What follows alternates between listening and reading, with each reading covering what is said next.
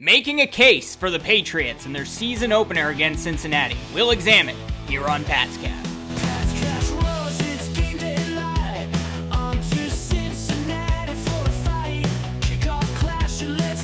Welcome to Patscast. I'm Brad Whitaker. Visit expressvpn.com/Patscast to get 3 months off of a 12-month annual plan. Again, that is expressvpn.com/Patscast. We are now just days away from the Patriots and their Week 1 opener versus the Cincinnati Bengals. Jerod Mayo's first game as a head coach in the NFL. And right now the Patriots are big underdogs, but the lines seem to be tightening a little bit. It opened as about a 9.5 gap between the Bengals and the Patriots, dropped to about 7.5 yesterday, and now it's back up to about 8.5. But will be interesting to see how those lines continue to evolve. A lot of that depends on if number one wide receiver for Cincinnati, Jamar Chase, is going to be out there. He's been limited in practices this week. And if they're missing Jamar Chase, the Patriots might have a real shot. But even if he's out there are reasons to think the Patriots could potentially upset the Bengals in Week 1. And I'm not saying you should bet money on it, but looking at recent history, what the Patriots bring to the table, they do have a chance. And I know the expectations are low, but you have to remember, they're facing a Cincinnati Bengals team that tends to start the season slow. Even when they made the Super Bowl a few years ago, they started that season 0-2. They've only won a single Week 1 game under head coach Zach Taylor, and Joe Burrow has started the season 0-2 3 times since he entered the NFL. So this is not a team that plays well out of the gate. They are the anti-Miami Dolphins. They play better as the season goes on. That's why when the schedule came out, I said, hey, having the Bengals in Week 1 is ideal, because if you want that to be a trap game, you want to play them early in the season.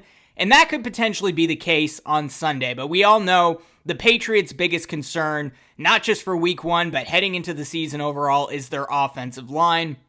And it doesn't help that they have injuries to both Sidy Sow and Vederian Lowe. And yeah, I know, none of us want to see Vederian Lowe out there, but the way that offensive line has looked in the preseason, even with Chuks Okorafor at left tackle with all of his illegal formation penalties and his struggles of late, you still might want to have Vederian Lowe out there just because it is slim pickings at the tackle position right now, and it doesn't seem like newly drafted rookie Caden Wallace is quite ready to move over to the far left side. He'll be a depth piece, I would assume, early in the season until he's ready to start on that offensive line. But that O-line's certainly going to have their challenges, even if they were fully healthy. I wouldn't expect Sidy Sow to be out there. He still isn't practicing with the team with what looks to be like an ankle injury or something. Could have been a lot more severe, but I wouldn't expect to see him in Week 1. And Vederian Lowe has been very limited, so we'll see if he's back in the starting lineup. But they got to go against Trey Hendricks, who had 17.5 sacks last year,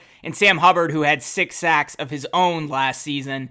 And in order for the Patriots to win, especially with Jacoby Brissett now being the starting quarterback, they need to run the football and control the game and slow down that Bengals defense. And that really is the strategy with this new Alex Van Pelt West Coast style offense. Now, the good news is Alex Van Pelt is coming from Cleveland. He has a history of beating the Cincinnati Bengals, particularly on the ground, relying on guys like Nick Chubb to really chew up the yards, which means Ramondre Stevenson and Antonio Gibson are going to need to have a good game for the Patriots to ultimately have the victory over the Cincinnati Bengals. That will help mitigate pressure on Jacoby Brissett and help to open up the passing game, which is the purpose of a West Coast offense. You need to start with the running game so you can have bootlegs, play actions, extend plays that way, keep the defense on their toes, and that's how you get large chunk plays. The passing game in the West Coast offense is considered an extension of the running game with those dinks and dunks and short 5-10 yard passes, but it really all starts with the running game to open up some of those big plays. Luckily, Alex Van Pelt has a history, a positive history against the Cincinnati Bengals, and Jacoby Brissett has worked with him and had some success with Alex Van Pelt before. And Brissett has had past success against the Bengals. He threw for 278 yards and 2 touchdowns when they upset the Bengals 2 seasons ago.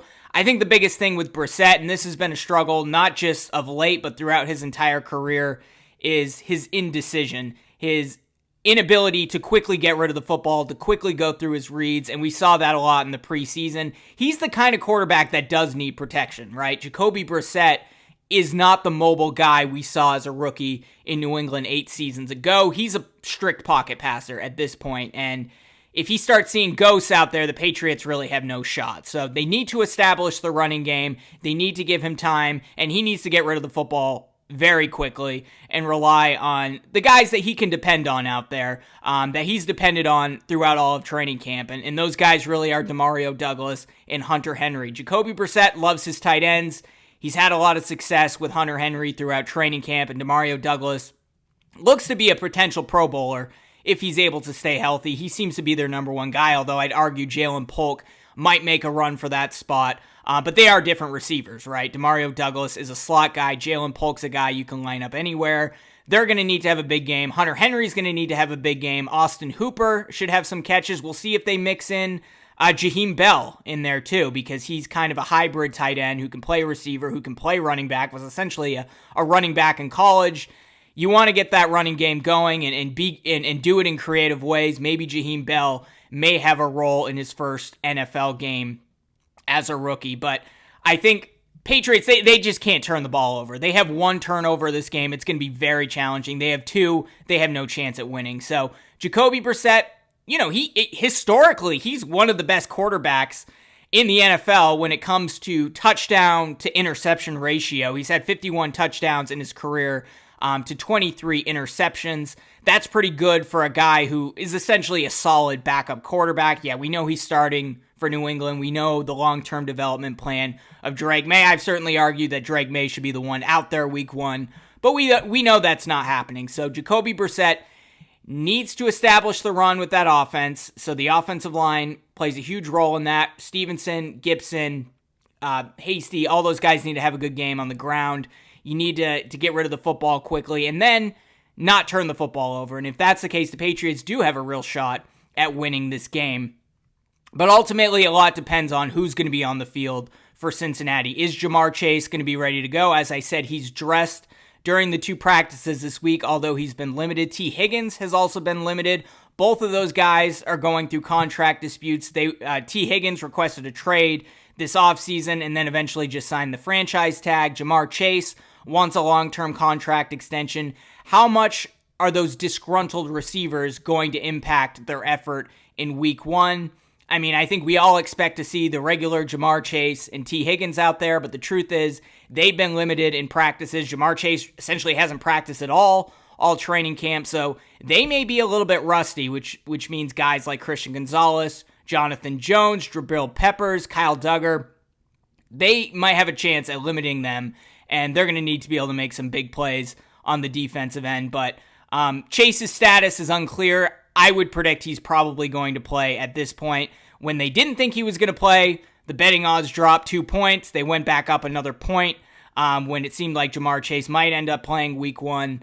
But that's going to be a major factor on whether the Patriots are able to stop this Joe Burrow, this tough offensive attack that Cincinnati has. But again, they struggle out of the gate quite often. If Chase and Higgins are rusty, Joe Burrow struggles. They look like the Cincinnati Bengals we've seen in week one the last 4 seasons. Yeah, Patriots can make this a trap game and start the season 1-0, which would be huge for Jerod Mayo because fans want to see a disciplined Patriots team. They want to see them avoid flags, critical mistakes, turnovers, misalignments, all these things that we were seeing all preseason. When you have the first team out there, ideally that will be the case, but even with the first team offensive line, they struggled with lots of penalties in that final preseason game. But you have to remember, this is essentially the same defense as last year. Yeah, they don't have Christian Barmore. That's a big loss. Matthew Judon only played 4 games last season, but I don't think the defense is going to take a huge step back. And like 8 games, like half their games last season that they lost were by a touchdown or less. So if the Patriots can start winning some of these close games, they might surprise some people, and that's why I think it is going to be a 7-win team, which most are predicting this is going to be a 3 to 5 win team. I think they're going to win some of those close games. You're not going to go 2 years in a row where you're on the other end of things in those close games. I think the Patriots have a real chance this season at winning those games, piling up at least 7 wins, maybe potentially even being in the playoff conversation as we head into December. Lofty goal, I know, but a lot of that depends on how the defense looks, how the offensive line comes together, and when Drake May finally gets out there, which many people are eyeing the Week 5 game against the Miami Dolphins. Honestly, I mean, if this team is winning some games and their mistakes are not solely on Jacoby Brissett, I think we're looking at midseason, Week 8, Week 9, for Drake May to finally start there. But if the issue isn't Jacoby Brissett and they're winning some games, I mean, it's possible that we see Jacoby Brissett the entire season, and this is another instance of Patrick Mahomes sitting out his first year at Kansas City. I think there's a real chance that ends up happening, and I know that's disappointing to Patriots fans. It's disappointing to me, but that would also mean the team is better than expected. So, rooting for wins. I am not rooting for this team to tank like some Patriots fans are. I don't believe the Patriots are tanking, even if they are thinking long-term and holding on to a lot of their salary cap space for next offseason. I don't think they're tanking. They're going to make their best effort to win football games, and I think there's a chance they do surprise people this year, even in a rebuilding season. And also, you have to remember, Week 2, they're facing a very beatable Seattle Seahawks team at home against New England. So they can somehow come away with a victory Week 1 against Cincinnati, and then they beat Seattle. I mean, we're talking about a 2-0 start for Jerod Mayo. Do I think it's going to happen? Probably not, but there is a chance. That's all I'm saying. There is a chance. So it's going to be an interesting matchup. I think the Bengals are going to make their fair share of mistakes, especially with Joe Burrow coming off an injury, the rust of Jamar Chase and T. Higgins, and the fact that Zach Taylor and this team have always struggled out of the gate since he took over as head coach and since Joe Burrow took over as quarterback. So this is the right time to play this team. I understand why the Patriots are 8.5-point underdogs. I think it should probably be closer than that. I think it should be like 6.5 points. I'm not a sports gambler, but betting on the Patriots is kind of a strong bet at 8.5 points right now.